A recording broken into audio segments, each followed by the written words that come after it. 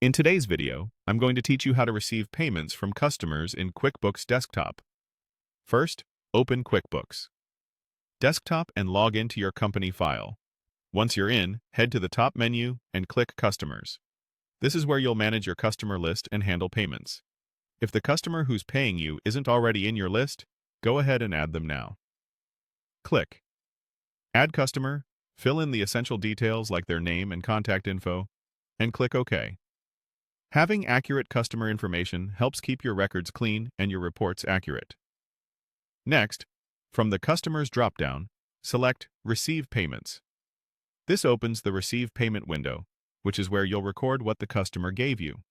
Start by clicking the Customer field and choosing the customer who made the payment. QuickBooks will show you their customer balance so you can see how much they currently owe. Check the payment date. It defaults to today, but you can change it if the payment was made on a different date. Keeping the date accurate helps your cash flow and aging reports reflect reality. Now choose the payment method from the dropdown. You'll see options like cash, check, or credit card. Pick the one that matches how the customer paid. If you're recording a check, enter the reference num, such as the check number. For other methods, you can use this field for a transaction or confirmation code if that's helpful. Decide where the money is going by selecting the Deposit to Account. If you make individual deposits to the bank, you can choose the bank account directly.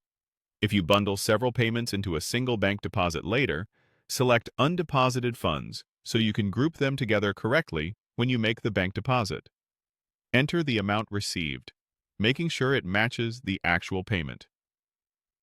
If you'd like, add a memo or note to capture helpful context, like the purpose of the payment or internal reference details.